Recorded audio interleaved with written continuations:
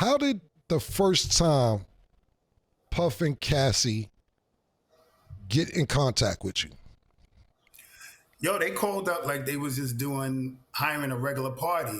Cassie hit me directly, said her name was Janet, and said it was her birthday. So her husband said she could hire a dancer. So I just booked it like a regular party. At the time, it was like $200. I gave her a quote. She said she was going to be there with some friends. They gave me an address and the time to show up. And I'm thinking I'm showing up to do a party, just a regular little strip tease for a birthday girl. But like, that's a great answer. How do they find you? Like, is it ads, internet? Like, how do they even track somebody like you down? Oh yeah, yo, all my marketing and stuff for my business is like SEO, so Google searches. So if you go online in the New York City area and you put in male strippers for hire or whatever, my website's gonna come up. So they just clicked on the website and called the number, and I just happened to pick up the phone. I don't think they were looking for me specifically. Right. I just picked up the phone. Got you. Where did let's say the first time, where did these events usually happen at? Puff's house, Cassie's house, hotel? Like, where did these events happen at? I was all super high-end hotels. Gotcha. So I remember it was the Trump Tower, Essex House, the London Hotel, the Gramercy Hotel. It was another hotel, Central Park West. I don't know. I don't remember the name, but they were all along the lines of super high-end, super suites. One of the suites, man, in the London Hotel, it was so crazy when I got out of it. I Googled it, and the joint was like $30K a night, yo. Wow. I never seen nothing like this in my life, man. The hotel room looked like, you know that scene in the Titanic when they walk in that ballroom and the stairway well comes down? Right. Like the hotel room was crazy, man. How often did they call you or book you? Like I said in my text, I can't remember the exact amount of time. So I estimated between 8 and 12 times, but it would be like every few months, but it would be a Friday, Saturday, Sunday. Like I would come Friday night, then they come back Saturday night, then come back Sunday. And then I might not be called for 3-4 months, and then they'll just pop up. So at the time, I thought they lived out of town. You know, she would call me from a Cali number. So I assumed they were out of state. And she basically said, yo, can I hit you when we're in town? Right. But it would be multiple nights in a row, but months in between. Right. And if some of these questions that I asked you may seem repeated because you've been asked these same questions, I just want, we have a different audience from with the interviews you've done, and some people may not know in the trial or what's happening. So some of these questions, I don't want to seem like it's redundant if you answer them 100 times this week.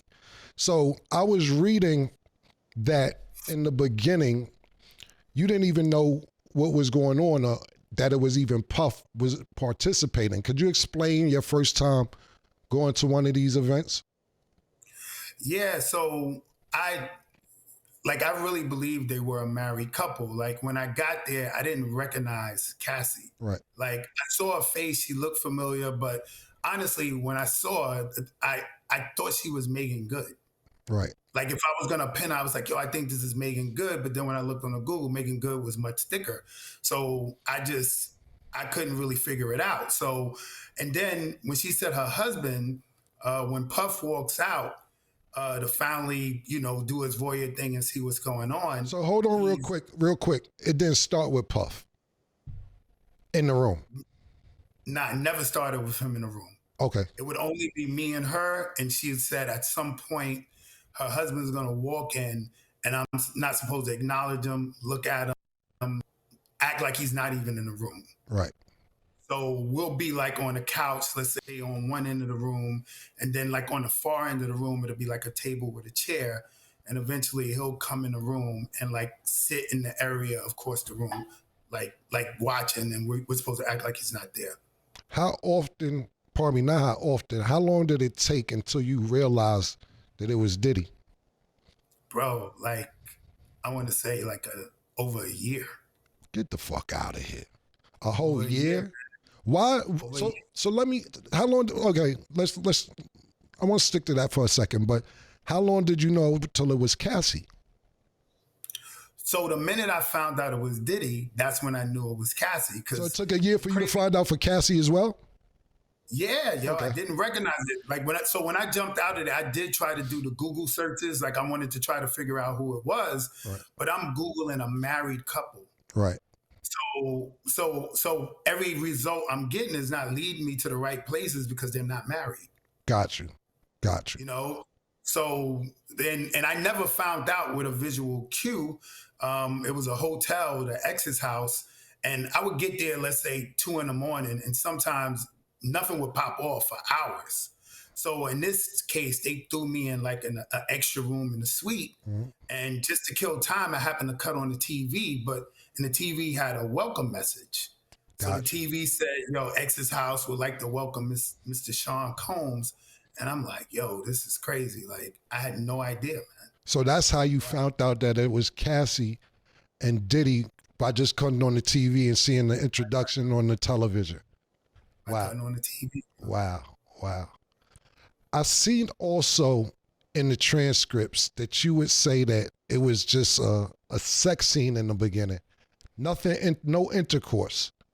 How long until you had actual intercourse? What was happening in the first few sessions when it wasn't any intercourse? Nah, it was only the first session where it wasn't intercourse. Okay, so 10 times, one time it was only not intercourse the first time. The first time. And it was offered, yo, but I was so bugged out. Like this wasn't my hustle, right? So Right. I'm really in there thinking this is a married couple and they want to do some voyeur sexy scene. So we did the like set up on the couches, the baby oil rub down or whatever. And then at some point, Puff jumped up. I didn't know it was him. He left the room. She left the room to talk to him. And she came back like, yo, that was perfect. We happy. We good. And then she said to me, yo, do you want to finish? Meaning, you know, I guess, do I want to bust a nut out? You know what I'm saying? Right. And my first example, you know, I'm trying to be professional. Like, I'm like, nah, I'm good. Like, if y'all good, I'm good. This ain't about me. And I just left, you know, but she did say, all right, well, when we get back in town, we want to hit you again. Is it okay? I'm like, yeah, I just got $2K to rub down like a super bad chick. So I'm not, of course I'm down if you want to hit me back. But it was offered to me the first time, and I actually turned it down, yo. Trying to be on some professional. Right. Was baby oil mandatory? Mandatory, yo. Yeah, he got a baby oil. That's just mandatory.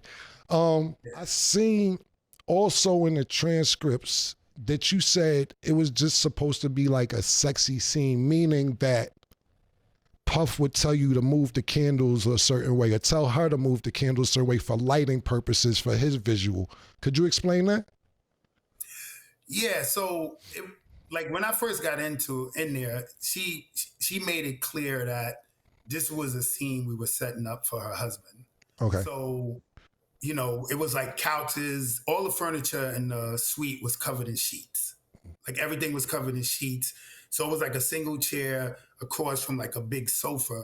And we were supposed to sit on there and kind of, I'm supposed to put oil on myself. She's supposed to do the same. And then at some point we'll rub it on each other and we doing little like masturbating. I'm masturbating, she's masturbating, but you could tell it was an act. Right. Like we're like in character, like one of them corny Cinemax movies. You know what I'm saying? Like the sex scene in them little Cinemax movies. So we're trying to make it look like the part, you know, and then he would give subtle cues because he's across the room and the room's dark, everything's candle lit. And he'll say like, yo, move a little bit, yo, move the candle, I can't really see, or move the body. And he would never talk to me, not one word to me, only to her. And if it's instructions for me, it goes to her and she tells me. So it was like a real scripted kind of routine. And it really went like that every single time. So he was basically orchestrating a sex scene without directly talking to you, but telling her certain things. Exactly. Wow. Crazy. I seen also in the transcript, or I actually heard you talk about this, that Puff would have the Muslim mask on and be naked from the neck down. What was that like? Pause. Bro, that was that was like the weirdest shit ever. You know what Right. I'm saying? Like Yeah. it's already weird knowing like a dude coming in the room, Mm-hmm. you know, but you know, I'm messing with the chick, and mind you, I'm seeing all this peripheral. Right. So it's extra crazy because it's not straight on. So it's at the corner of my eye. I'm like, yo, this dude got on like a veil, and he's half the time he's beating off and he's walking side to side. So it was definitely a difficult space to try to be in. But I ain't no front, bro. At the time, I'm greedy. I want this bread. You know what I'm saying? I'm looking at the scenario, and I'm trying to make it work. But Right. it was tough, man. It was tough.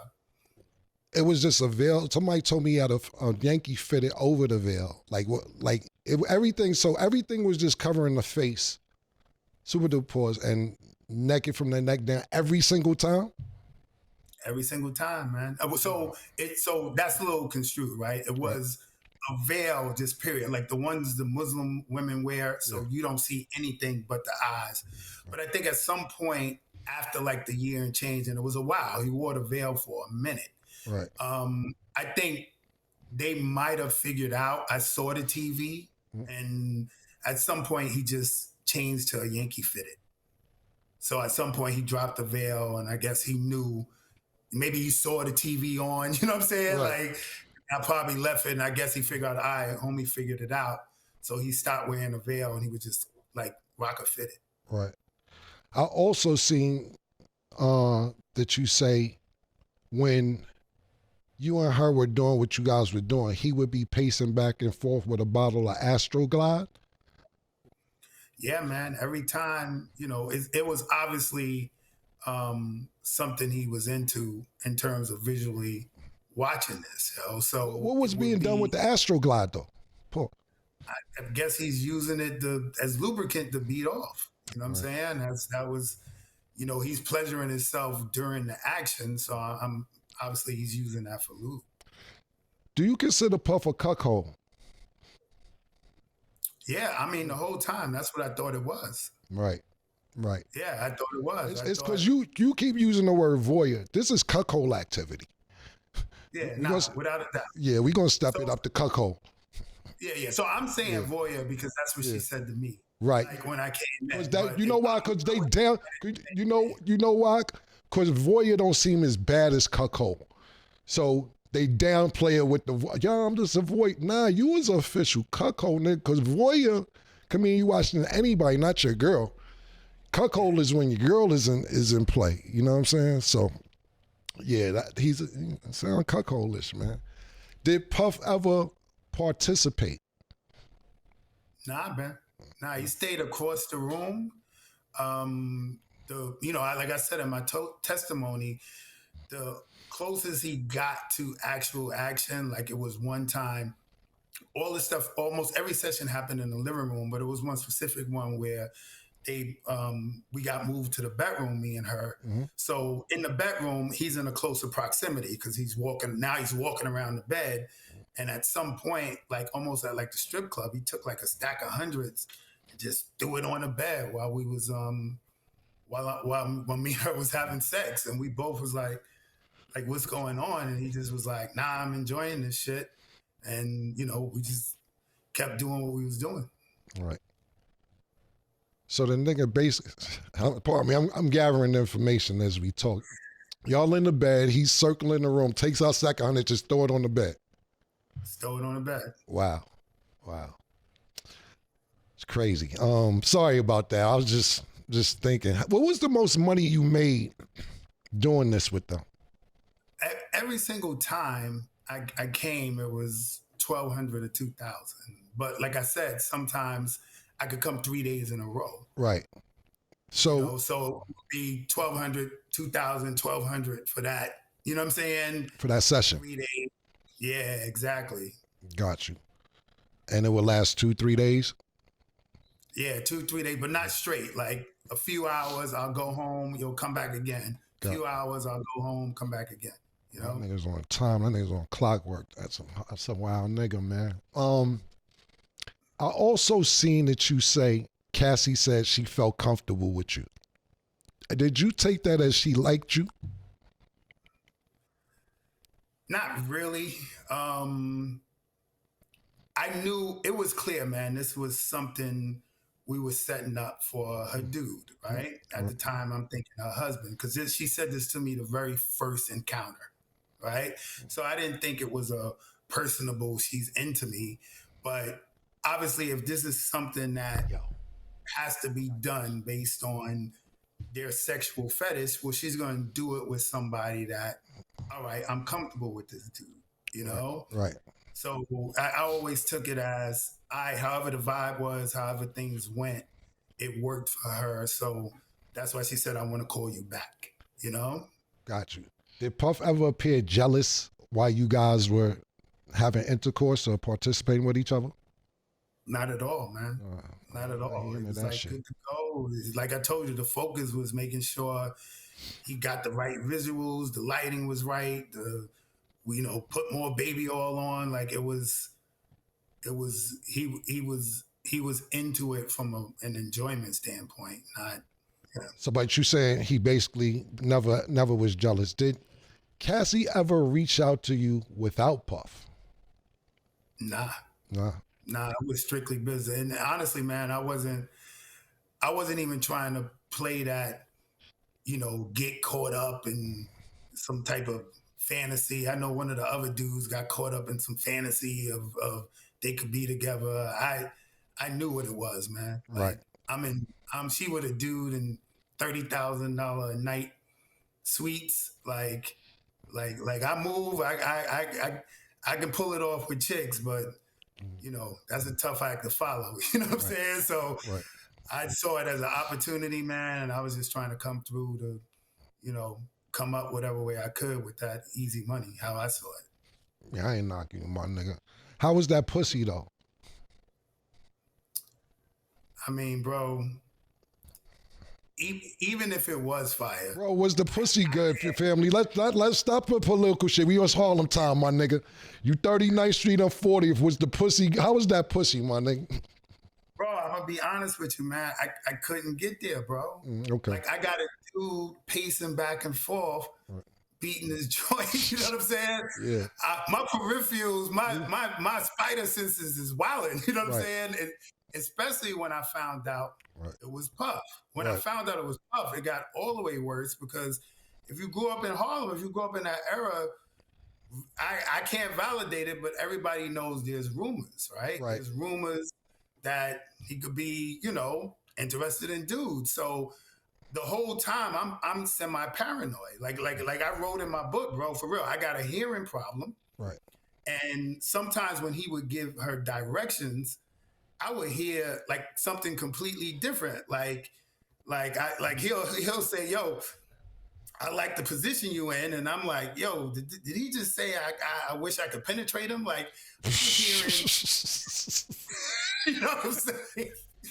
Like I'm hearing, like, yo, hold up, wait, what did you just say? Like, so basically, you never could get comfortable because.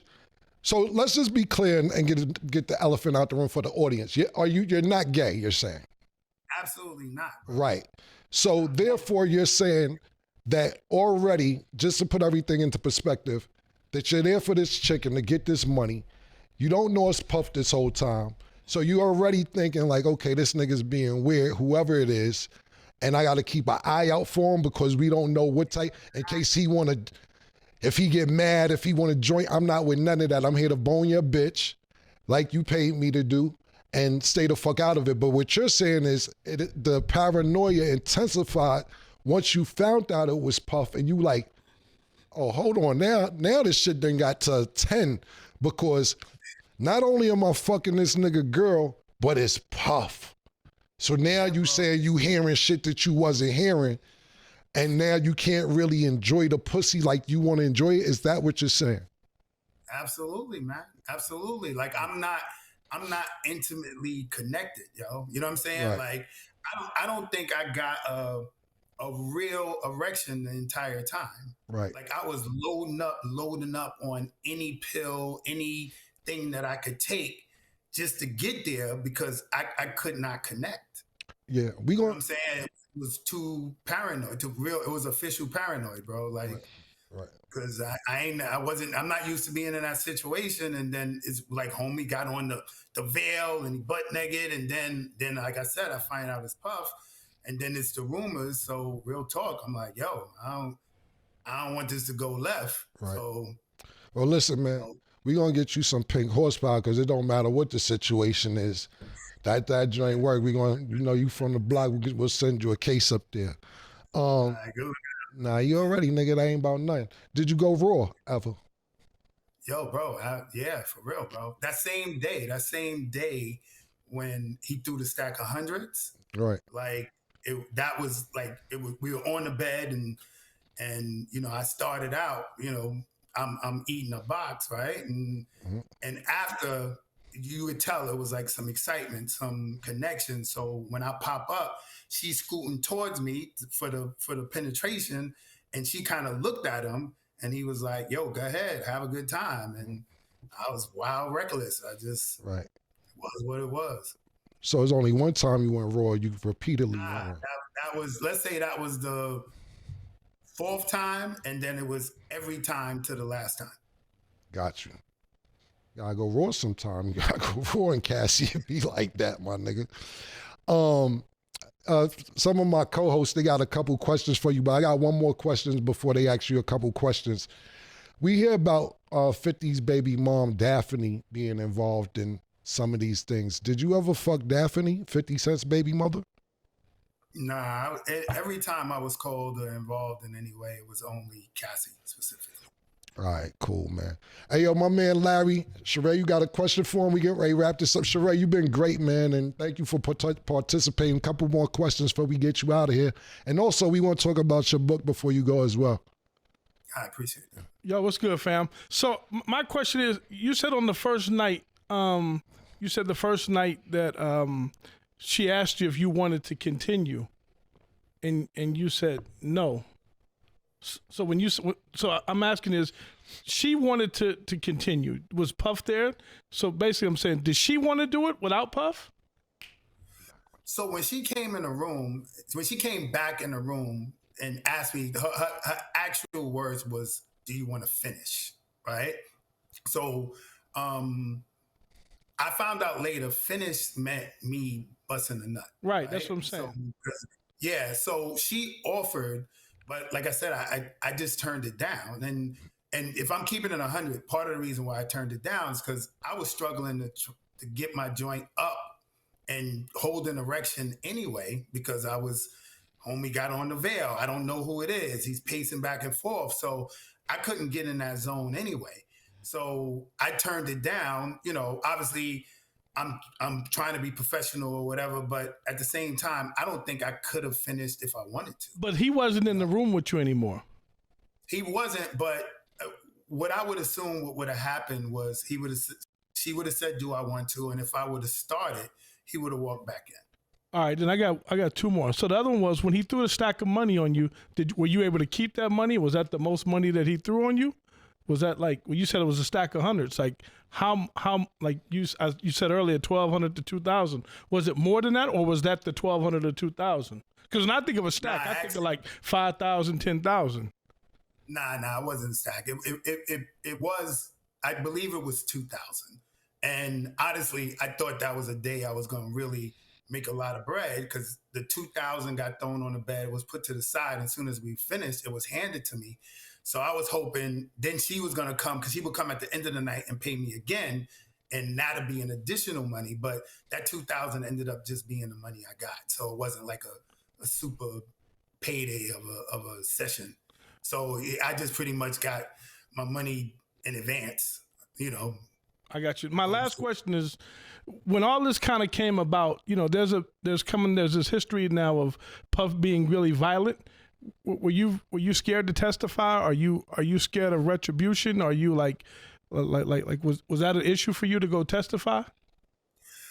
Yeah, I mean, it's something you have to consider, right? But look, what I understand is the details of what went on. Obviously, they're going to be embarrassing. You know what I'm saying? In terms of what happened in those encounters. And I got to testify to what happened. But the truth of the matter is, I don't feel like I was biased or let's say, threw him under the bus, right? None of my testimony is saying she was abused. Like, there was aggression, there was, it was not consented. You know what I'm saying? She was under the influence of the drugs, because that's just not true, right? Like, everything seemed in the right mind. Everybody seemed cool. All my communications and everything with her was on point. So honestly, I thought me testifying my actual facts actually probably benefited to the defense. To this day, I'm still not exactly sure why the prosecution wanted me to testify. So I felt like as long as I go up there and say exactly what happened, again, there's going to be an embarrassing element to it. But I don't think I don't think my testimony seemed biased, as if I was trying to do anything other than telling the truth. You know what I'm saying? Not like framing things, you know what I'm saying, to go out of my way to put them in a bad light or put anybody in a light other than what the facts were. Cool.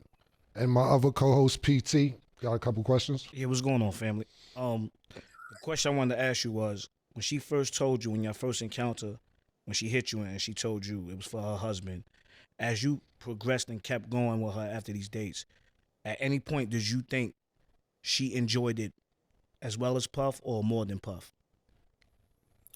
So there was only one time where I can, I testified to it also, where it was clear to me that I thought she enjoyed it. And that was the first time we went Raw and he threw the money and stuff like that. Because, you obviously, we fellas, we mess with chicks, the mannerisms when it's a connection and when it's not, right? So, but I could say that's the only time it was overtly, I thought, and this is my perspective, that she was enjoying it. The other times, it was clear it was acting. We were putting on a show. Not that she was against it, but, I'm not going to go on no ego trip like, oh, she was loving it, she was loving me. You know what I'm saying? I didn't get those vibes. We were putting on a show. All right, second question. When he gave y'all the permission to go Raw the first time, right? Because you said it continued after that. Once you started going Raw repetitively, did he give you instructions where you had to nut at or you came in her? Yeah, so I didn't get the instructions from him, but It was instructions from her, specifically. Every time I nutted, I had to nut in or around the outside of her box. So on her clit, on the lips, everything, and to that degree on the outside of her vagina. And that was clockwork. It had to be done like that every single time. And actually, it was kind of mandatory. Like the session could not be over unless I nutted, and I had to nut on the outside of her vagina. You couldn't leave until that happened? Yeah, that was mandatory. It was So that gotta happen for the session to be over. and those instructions that she gave you, they came from him or they was from both of them or just her? I mean, like I said, I only ever spoke to her. Mm-hmm. So the instructions came from her. Okay. Good. Y'all good? Yo, Ray, man. So before we get you out of here, tell us a little bit